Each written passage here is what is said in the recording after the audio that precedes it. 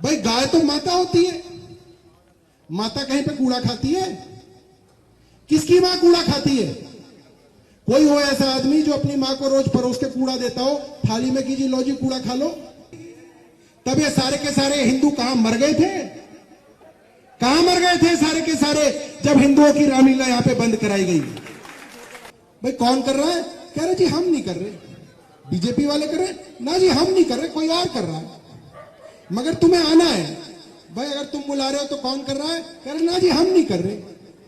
Bharatiya Janata party पर बड़ा हमला बोला है सौरभ भारद्वाज ने। सौरभ भारद्वाज आप जानते हैं कि आम आदमी पार्टी के दिल्ली के प्रदेश अध्यक्ष हैं और बेहद गंभीर आरोप भारतीय जनता पार्टी पर सौरभ भारद्वाज ने लगाए हैं। सौरभ भारद्वाज की माने तो भारतीय जनता पार्टी के प्रति लोगों का जो रुझान था वो कम होने लगा है और भारतीय जनता पार्टी की लोकप्रियता में गिरावट आने लगी है। इसी गिरावट को देखते हुए भारतीय जनता पार्टी ने हिंदू सम्मेलनों के जरिए जो लोग हैं उनको एकत्रित करना शुरू किया है और अपने आप को पर्दे के पीछे रखा है। पर्दे के पीछे रखने की वजह बेहद दिलचस्प बताई सौरभ ने। उनकी माने तो भारतीय जनता पार्टी के लोगों से जनता अब चिढ़ने लगी है। न सिर्फ पीएम बल्कि कहें दिल्ली की सीएम हो या इनके दिल्ली के एमएलए, जनता उनको इस कदर नापसंद करती है कि उनके पास तक जाना पसंद नहीं करती, न ही उनकी शक्ल देखना पसंद करती है।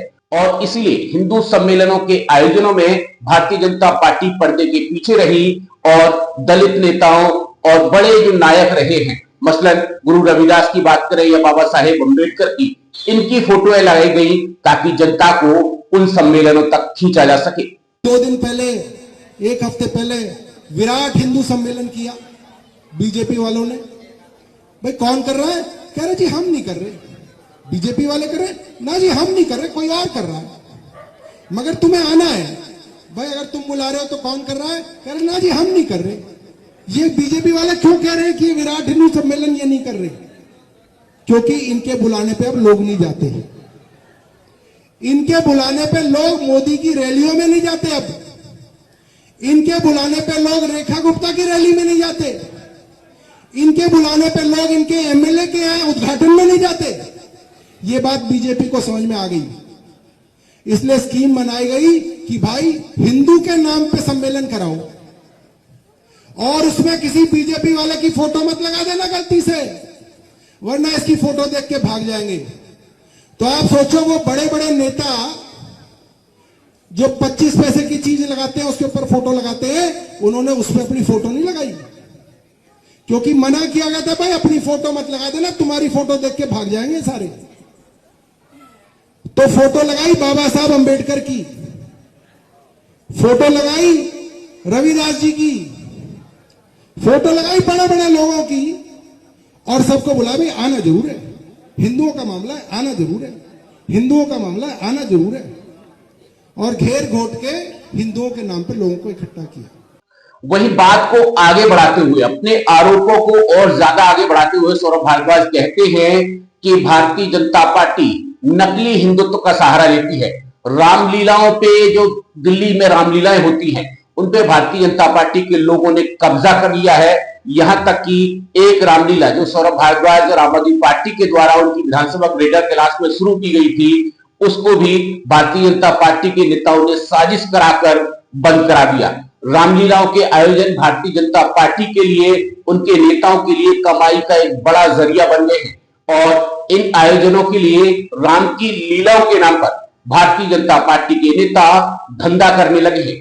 मैं विराट हिंदू सम्मेलन करने वाले भाजपाइयों से पूछना चाहता हूं, जब यहां पे रामलीला बंद कराई गई तब ये सारे के सारे हिंदू कहां मर गए थे? कहां मर गए थे सारे के सारे जब हिंदुओं की रामलीला यहां पे बंद कराई गई? वो हिंदुओं की नहीं थी, वो मुसलमानों की रामलीला थी या वो ईसाइयों की थी? जब हिंदुओं की रामलीला को बंद कराया गया तो ये सारे के सारे भाजपाई कहीं पे मुंह छुपा के बैठे हुए थे। बैठे हुए थे नहीं बैठे हुए थे? क्यों बैठे हुए थे? क्योंकि यहां पे जो रामलीला होती है उसमें 150 रुपए का झूला झुलाया जाता है और हमने जो रामलीला कराई उस पर 30 रुपए का झूला झुलाया। वही झूला हमने 30 रुपए का झुलाया।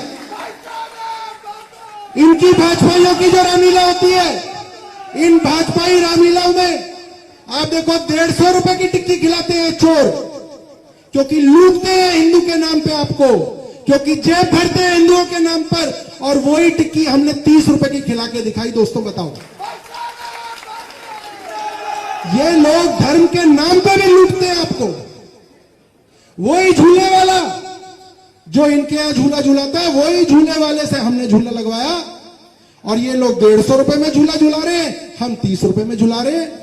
तो कौन लूट रहा है? इसलिए पेट में दर्द था कि भाई अगर इस तरीके से ये हर जगह रामलीलाएं शुरू हो गई तो ये जो पूरे साल कमा के हम लोग खाते हैं वो कैसे खाएंगे?